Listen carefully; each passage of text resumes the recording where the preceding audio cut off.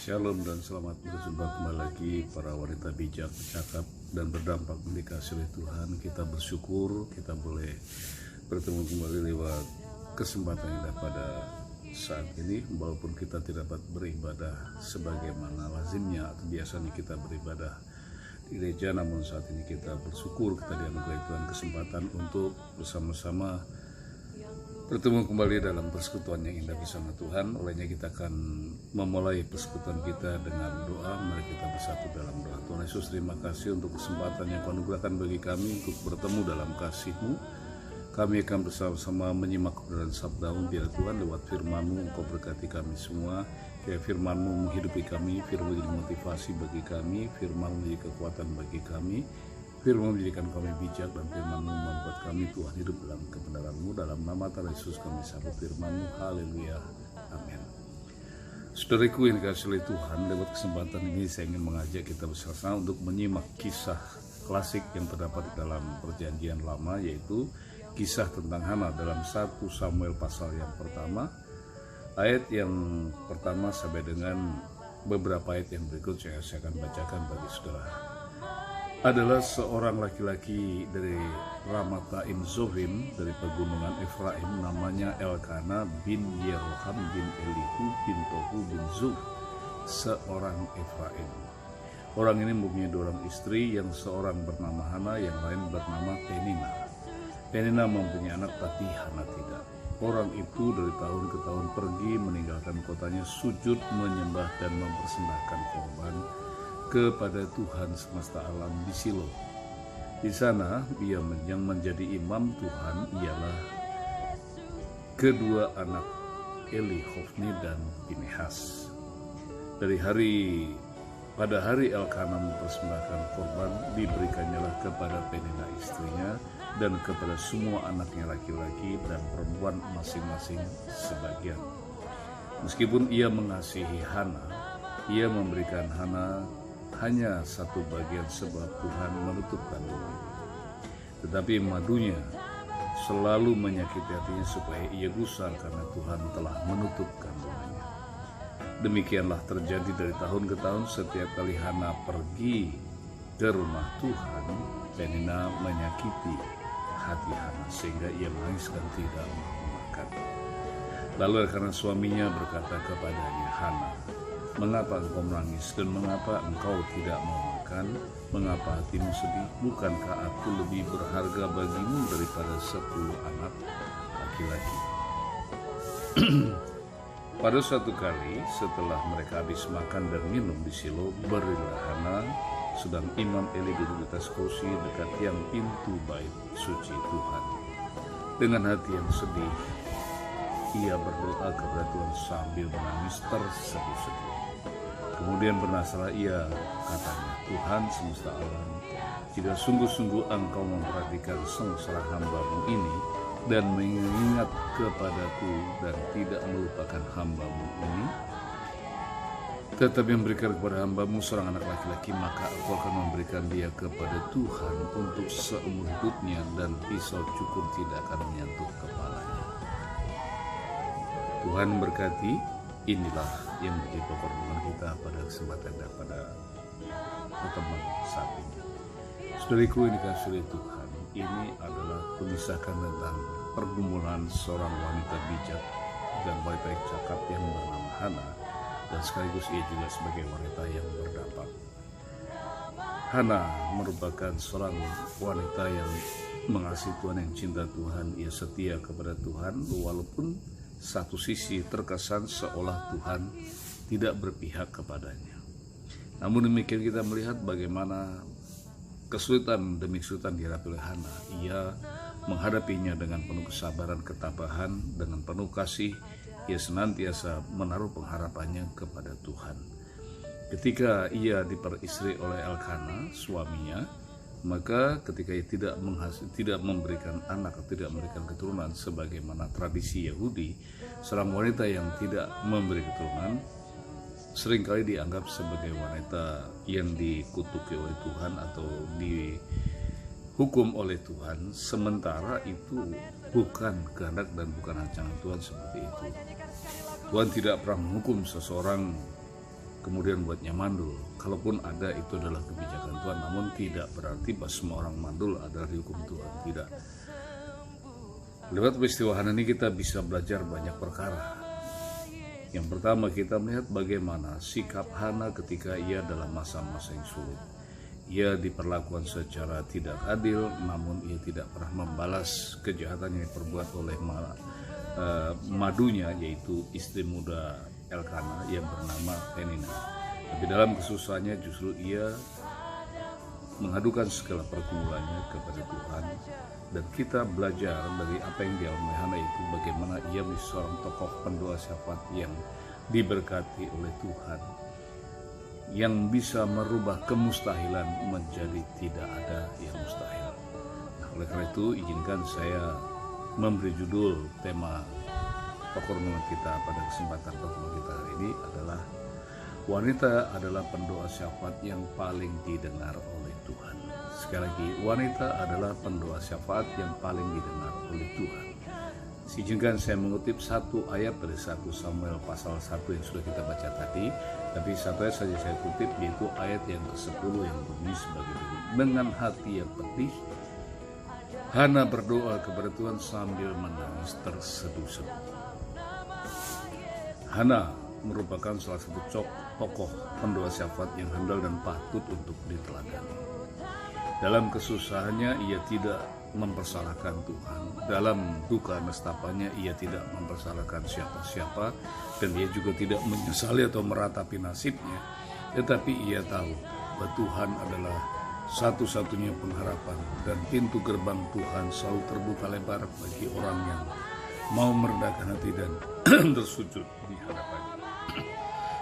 Oleh karena itu, lewat kesempatan ini saya ingin mengajak saudara kasih dalam Tuhan untuk mempelajari beberapa poin, beberapa hal yang kita simak dari tindakan dan sikap Hana di dalam dia bersandar kepada Tuhan. Yang pertama, kita melihat bagaimana kunci keberhasilan doa Hana.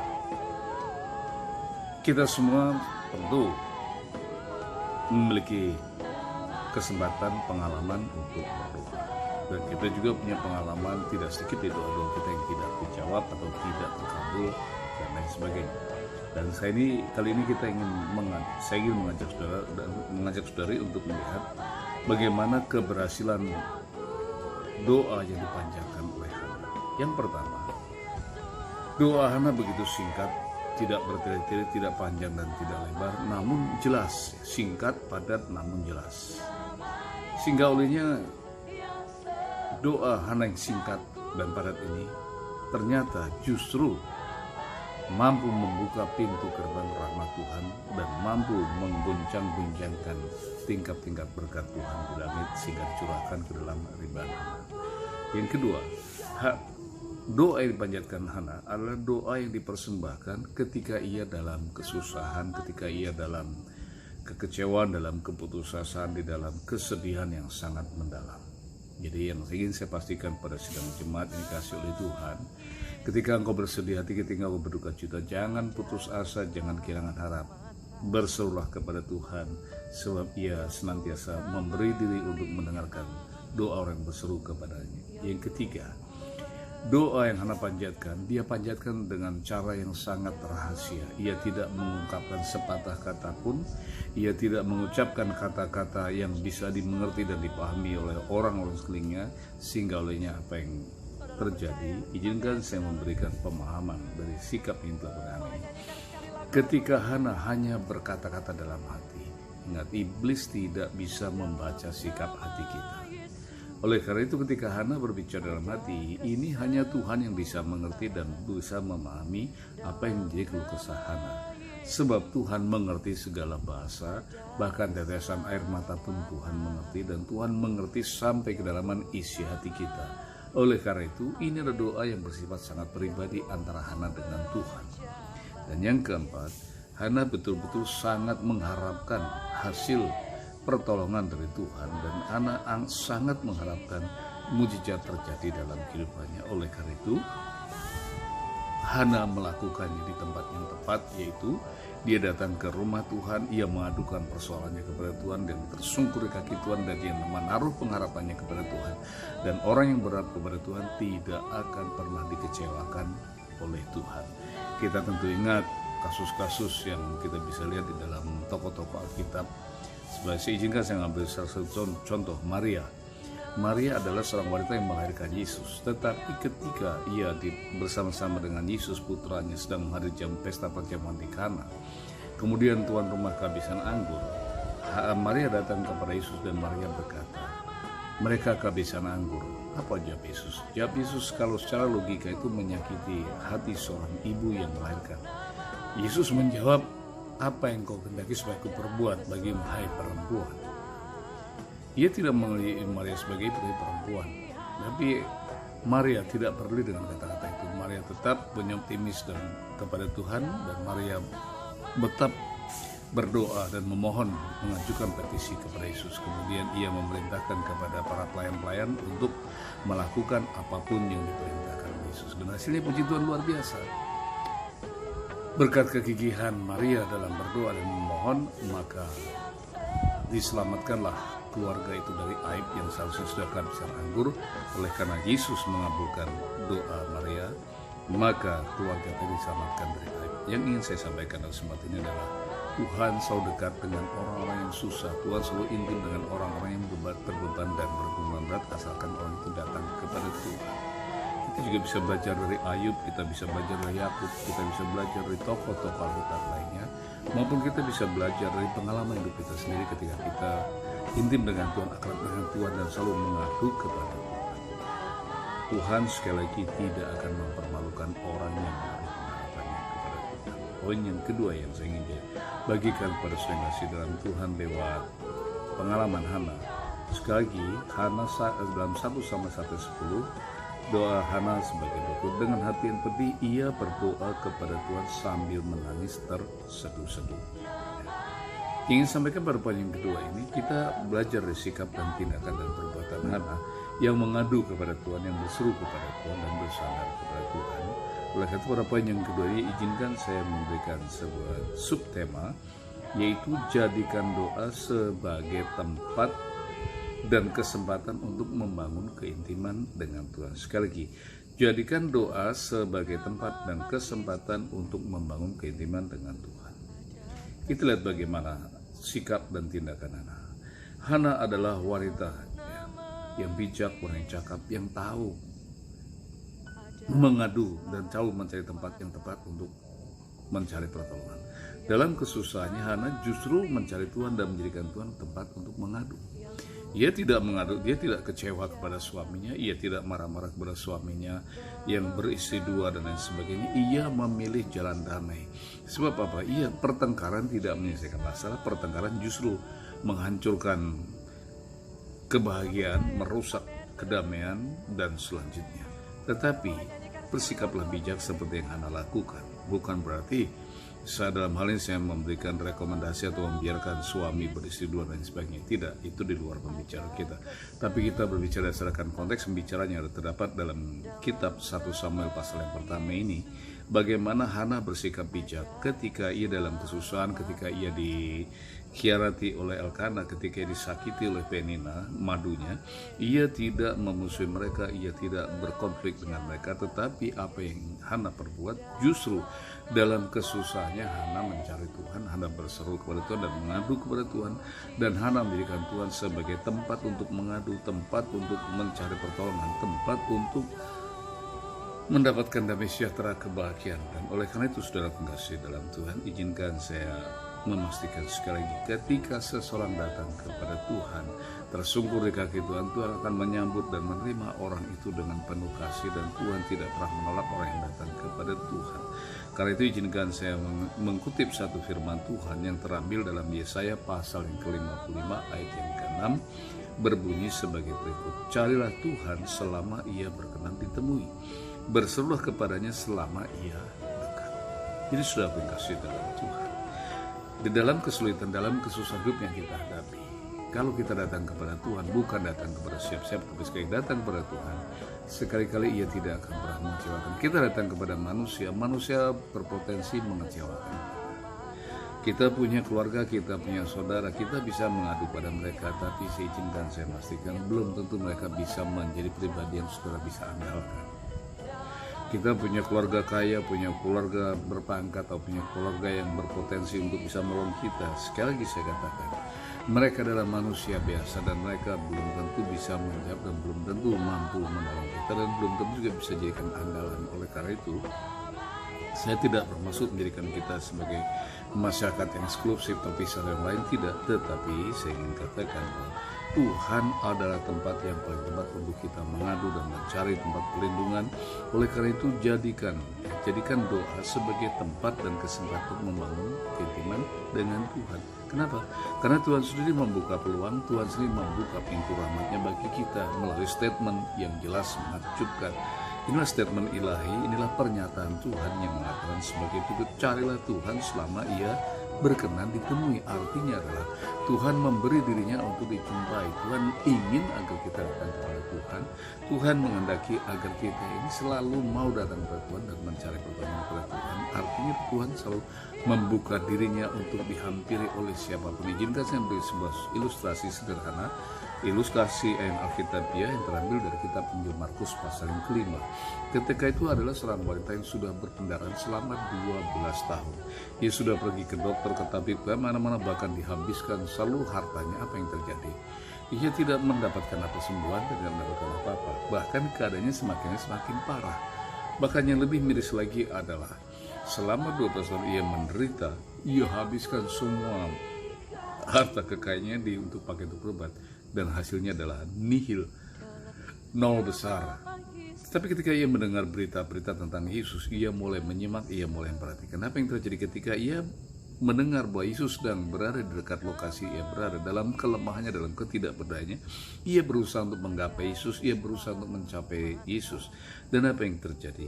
Ketika ia berhasil menemukan Yesus di tengah-tengah kerumunan yang begitu padat, di tengah-tengah kerumunan yang begitu luar biasa, ia harus berjuang untuk menerobos agar bisa berjumpa dengan Yesus. Itu bukan hal yang mudah untuk dilakukan oleh seorang yang berkendaraan selama 12 tahun seperti wanita malang ini. Tapi apa yang terjadi? Ketika ia berhasil berjumpa dengan Yesus, ia bersembunyi dari belakang, kemudian ia menjamah jubahnya. Dan mujizat pun terjadi. Yesus menoleh dan Yesus mengatakan, "Semula imanmu telah menyelamatkan kau sejak saat itu, maka berhentilah pendarahannya."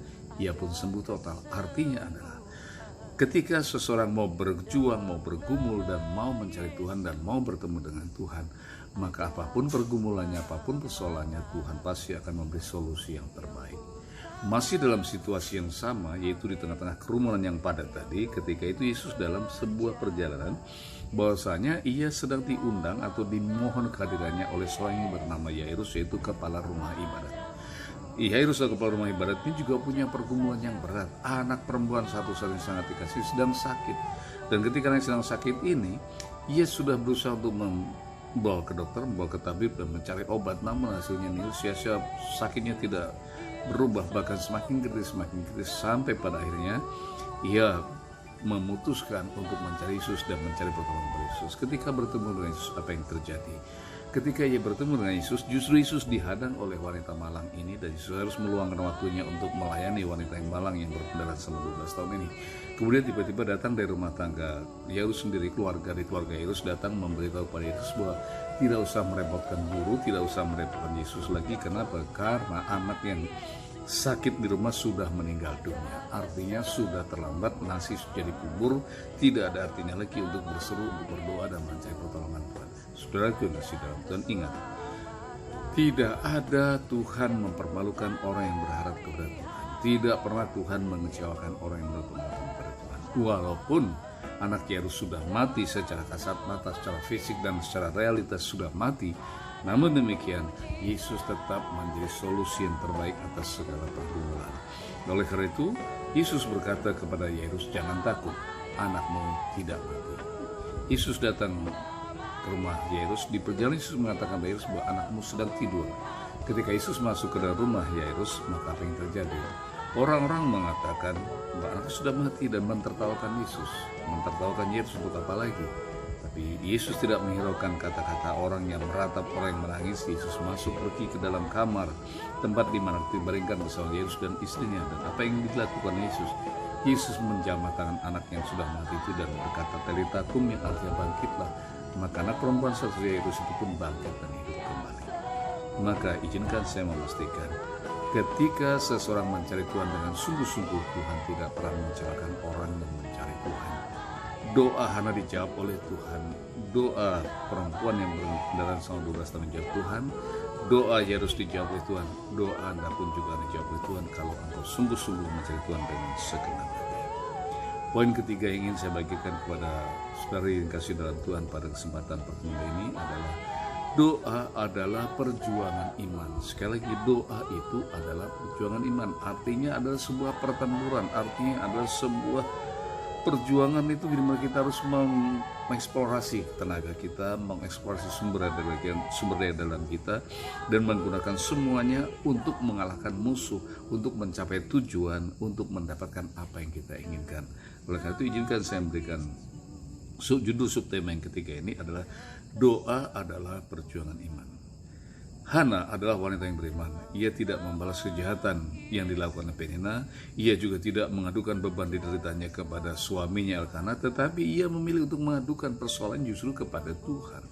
Karena ia tahu Tuhan adalah tempat yang paling bisa diandalkan. Nah, masalahnya adalah untuk mencapai Tuhan, untuk bertemu dengan Tuhan, untuk mendapatkan sesuatu dari Tuhan, itu harus ada tindakan nyata, tindakan konkret yang disebut dengan doa. Dan doa itu bukan sesuatu yang instan, begitu kita tutup mata, lipat tangan, kemudian kita menyampaikan keluh kesah, kita langsung ada jawaban. Tidak.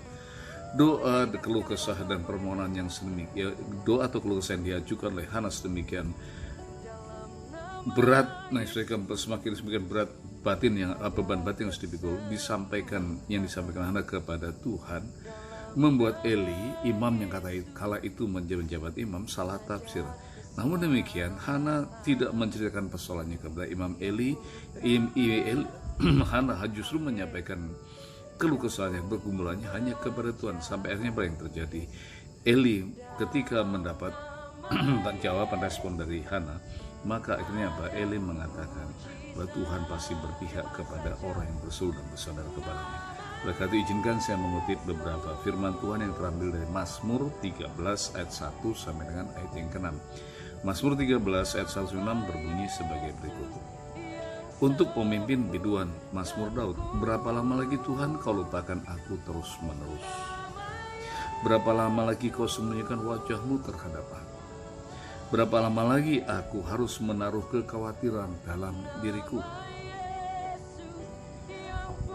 Berapa lama lagi musuhku meninggikan diri atasku? Ini adalah keluh kesah pemazmur. Ketika digubah oleh Daud. Ketika Daud dalam pergumulan, Daud mengalami beban yang berat. Ia dalam keadaan terhimpit, ia dalam keadaan tereliminasi, dalam keadaan dikejar-kejar, ia dalam keadaan depresi, dalam stres. Apa yang dilakukan? Yang dia lakukan adalah ia tetap percaya dan kepada Tuhan dan tetap mencari Tuhan. Dan di dalam mencari Tuhan ia bergumul, ia berjuang dengan imannya, berjuang di dalam doanya. Berapa lama lagi kau lupakan aku? Berapa lama lagi ya Tuhan kau lupakan aku terus-menerus? Sampai kapan kau sembunyikan wajahmu terhadap aku? Berapa lama lagi aku harus menaruh kekhawatiran dalam diriku dan bersedih hati sepanjang hari? Berapa lama lagi musuhku harus mendirikan diri atasku? Pandanglah kiranya Tuhan, jawablah aku ya Tuhan, Allahku. Buatlah mataku percaya supaya aku jangan tertidur dan mati. Supaya musuhku jangan berkata, aku telah mengalahkan dia, dan lawananku bersorak-sorai apabila aku goyah. Dalam keadaan sesulit apapun, walaupun sudah berdoa, sudah 1 kali, sudah 2 kali, sudah 3 kali, sudah 4 kali, sudah berdoa dan tidak mendapatkan jawaban, jangan pernah putus asa. Jangan pernah bosan berseru kepada Tuhan, dan jangan berhenti dalam doa. Lanjut. Dalam keadaan apapun, sesulit apapun, seberat apapun persoalan, sehebat apapun tantangan, jangan pernah bosan untuk menaruh pengharapan kepada Tuhan. Oleh karena itu, setelah berulang-ulang kali berseru kepada Tuhan dan setelah memohon kepada Tuhan dengan berbagai keluh kesah, berapa lama lagi Tuhan harus melakukan? Berarti pergumulan yang dialami Daud ini bukan kurun waktu yang singkat, tapi kurun waktu yang panjang, kurun waktu yang lama. Dan seolah Tuhan tidak menghiraukan, seolah Tuhan tidak menjawab. Pandanglah kiranya aku ya Tuhan Allahku, jawablah ya Tuhan Allahku, buatlah mataku bercahaya supaya aku jangan tidur dan mati. Sudah yang kasih Tuhan, lewat peristiwa seperti ini Daud membuktikan ketangguhan iman, kedahsyatan iman orang yang percaya kepada Tuhan. Apa yang dikatakan dalam keluh kesahnya, 5 ayat mengungkapkan keluh kesah. Saya ulang sekali lagi, 5 ayat mengungkapkan keluh kesah. Berapa lama lagi ya Tuhan, berapa lama kau sembunyikan, berapa lama lagi aku menaruh kekhawatiran diriku, berapa lama lagi aku musuhku sembunyikan diri. Pandanglah kiranya, jawablah aku, buatlah mataku bercahaya. Akhirnya apa? Tiba-tiba ada lonjakan iman yang menakjubkan dalam ayat yang ke-6 Mazmur pasal 13. Tetapi aku kepada kasih setiamu aku percaya, hatiku bersorak-sorai karena penyelamatan. Saudara yang kasih dalam Tuhan, apakah ketika Daud memproklamirkan imannya bahwa kasih setia, dia percaya kepada kasih Tuhan dan akan bersorak-sorak karena penyelamatan, tentu dia sudah mengalami pertolongan? Belum. Dia belum mengalami pertolongan apapun dari Tuhan, tapi dia sudah memproklamirkan iman bahwa dia sudah ditolong oleh Tuhan. Dan hasilnya apa? Hasilnya ayat yang ke-6 bagian B pasal 13, maka aku mau menyanyi Tuhan karena ia telah berbuat baik kepadaku. Puji Tuhan saudaraku. Ketika kita berseru kepada Tuhan, bersandar kepada Tuhan, Tuhan tidak pernah mengecewakan. Karena itu, marilah kita bersandar kepada Tuhan, berserah kepada Tuhan, dan menjadikan Tuhan sebagai satu-satunya kekuatan kita, satu-satunya tempat kita mengadu dan tempat kita menurut, dan jangan pernah menyerah ketika kita berdoa dan berseru kepada Tuhan. Izinkan saya menutup pertemuan kita yang indah pada sore hari ini, pada kesempatan ini, dengan firman Tuhan yang saya kutip dari Mazmur pasal 131 ayat yang 1 sampai dengan ayat yang ketiga. Nyanyian yang berbunyi sebagai berikut. Nyanyian ziarah Daud. Tuhan, aku tidak tinggi hati dan tidak memandang dengan sombong. Aku tidak mengejar hal-hal yang terlalu besar atau terlalu ajaib bagiku. Orang yang beriman tidak menuntut apapun kepada Tuhan. Orang yang beriman adalah orang yang bisa menenangkan hatinya untuk tetap mempercayai Tuhan di segala kesulitan. Orang yang beriman adalah orang yang mempercayai bahwa Tuhan mengasihi. Orang yang beriman adalah orang yang mampu menenteramkan hatinya, menenangkan jiwanya, dan tetap berkata kepada jiwanya, jadikan Tuhan sebagai sumber kekuatan, sebagai tempat untuk mengadu, sebagai andalan, sebagai apapun. Oleh karena itu, Daud mengatakan dalam Mazmur 131 ayat 1 berbunyi sebagai nyanyian ziarah. Nyanyian ziarah ini adalah nyanyian ketergantungan diri, nyanyian kerinduan untuk bertemu dengan Tuhan. Ziarah itu adalah ekspresi rindu untuk bertemu dengan seseorang yang tidak bisa dilihat, yang tidak dengan satu pribadi yang tidak kelihatan mata. Tetapi ada satu konektivitas, ada satu keintiman, ada satu keakraban, keterikatan batin yang kental. Apa yang dikatakan? Tuhan, aku tidak tinggi hati dan tidak memandang sombong dan tidak mengejar hal yang terlalu ajaib bagiku atau terlalu besar bagiku. Ayat yang kedua, sesungguhnya aku telah menenangkan dan mendiamkan jiwaku seperti anak yang disapih berbaring dekat ibunya. Ya, seperti anak yang disapih berbaring dekat ibunya. Ya, seperti yang disapih jiwaku dalam diriku. Daud mengilustrasikan dirinya, menempatkan dirinya sebagai apa? Sebagai seorang bayi yang berbaring dekat ibunya. Bayi yang disapih. Bayi yang disapih itu adalah bayi yang belum bisa berbuat apa-apa. Bayi yang dalam keadaan lemah, bayi yang seluruh hidupnya bergantung kepada ibu yang melahirkannya, bergantung kepada ibu yang mengasuhnya, bergantung kepada ibu yang memberinya susu, memberinya nutrisi, memberi payudaranya kehidupan. Artinya apa? Daud menempatkan dirinya pada posisi yang tidak berdaya, pada posisi yang tidak mampu berbuat apa-apa. Ia hanya bisa berharap kepada Tuhan, hanya bisa bersandar kepada Tuhan, hanya bisa merengek kepada Tuhan, hanya bisa menyerahkan diri kepada Tuhan. Dan pada saat yang bersamaan ia punya optimisme bahwa ia menempatkan diri sebagai seorang bayi disapih, berarti ia dalam perlindungan yang aman, dalam proteksi yang aman, walaupun saat itu apa yang diinginkan tidak tercapai, yang diinginkan tidak terkabul, tetapi ia tetap dalam perlindungan, dalam proteksi, dalam lingkup kasih sayang, ia dipeluk, disayangi, diperhatikan, dan menjadi harta kesayangan ibu yang melahirkannya. Seharusnya kita pun juga bersikap demikian ketika kita dalam keadaan bersedih, dalam keadaan berduka, dalam keadaan pergumulan yang berat. Dan ayat yang terakhir dari Mazmur 131, Daud menutup doanya dengan berkata demikian, berharaplah kepada Tuhan, hai Israel, dari sekarang sampai selama-lamanya. Pengharapan kita kepada Tuhan tidak boleh pupus di tengah jalan. Pengharapan kita kepada Tuhan tidak boleh melemah di tengah jalan. Tapi pengharapan kita kepada Tuhan harus tetap konsisten, harus tetap stabil, dan harus tetap untuk selama-lamanya. Dalam pengertian, pengharapan kita kepada Tuhan tidak boleh dibatasi durasi, tidak boleh dibatasi oleh tempo, tidak boleh dibatasi oleh ukuran waktu, tapi sampai kapanpun kita harus tetap percaya kepada Tuhan, mengandalkan Tuhan, dan berharap kepada Tuhan. Dan orang yang berharap kepada Tuhan, orang yang bersandar kepada Tuhan tidak akan pernah dikecewakan oleh Tuhan. Oleh karena itu, saudaraku yang kasih dalam Tuhan, izinkan saya mengutip 1 Samuel pasal yang ke-1 ayat 17. Jawaban Tuhan atas doa Eli, doa Hana. Jawab Eli, pergilah dengan selamat, Allah Israel akan memberikan kepadamu apa yang kau minta daripadanya. Eli adalah hamba Tuhan yang dipakai Tuhan untuk menjadi penyambung lidah Allah. Tuhan berbicara lewat Eli, pergilah dengan selamat dan Allah Israel akan memberikan kepadamu apa yang engkau minta daripadanya. Sudah kasih dalam Tuhan, ringkas cerita, pada tahun yang berikut Hana hamil dan Hana melahirkan seorang anak yang bernama Samuel. Ayat 19 saya bacakan sampai ayat 20. Firman Tuhan berkata demikian, 1:1. Keesokan harinya bangunlah mereka pagi-pagi lalu sujud menghadap Tuhan, kemudian pulanglah mereka ke rumahnya di Rama. Ketika Elkana bersetubuh dengan Hana istrinya, Tuhan ingat kepadanya. Maka setahun kemudian mengandunglah Hana dan melahirkan seorang anak laki-laki yang ia menamai anak itu Samuel, sebab katanya, aku telah memintanya daripada Tuhan. Tuhan berkati berbahagia kita yang percaya pada Tuhan. Diberkatilah kita yang menaruh pengharapan pada Tuhan. Diberkatilah kita yang membangun keintiman dengan Tuhan. Diberkatilah kita yang menjadikan Tuhan sebagai tumpuan pengharapan, sebagai segala-galanya dalam kehidupan kita. Tuhan berkati. Mari kita tundukkan kepala dan mari kita berdoa untuk mengakhiri pertemuan kita ini pada kesempatan kali ini.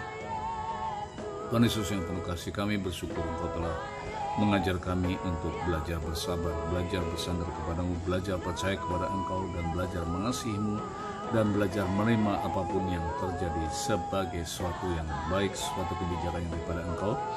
Buat kami mengerti Tuhan, ajar kami untuk memahami bahwa Engkau mengasihi kami dan Engkau tidak pernah meninggalkan kami sendiri. Terima kasih untuk firman-Mu yang telah kami simak dengan bersama-sama. Biar firman itu menghidupi kami dan kami pun hidup oleh karena firman-Mu. Jadikan kami pendoa syafaat yang setia, yang tak katakan Tuhan dan hidup dalam kemuliaan. Jadikan kami pendoa syafaat yang tidak mudah menyerah. Jadikan kami pendoa syafaat yang berkemenangan. Jadikan kami pendoa syafaat yang sanggup dan mampu menyentuh hatimu dan membuat engkau tergerak mencurahkan berkat dan bukan pintu rahmatmu dan menganugerahkan belas kasih kepada kami. Dalam nama Yesus kami berdoa dan terima kasih kepadamu, dan kami percaya engkau sudah menjawab mengabulkan doa kami.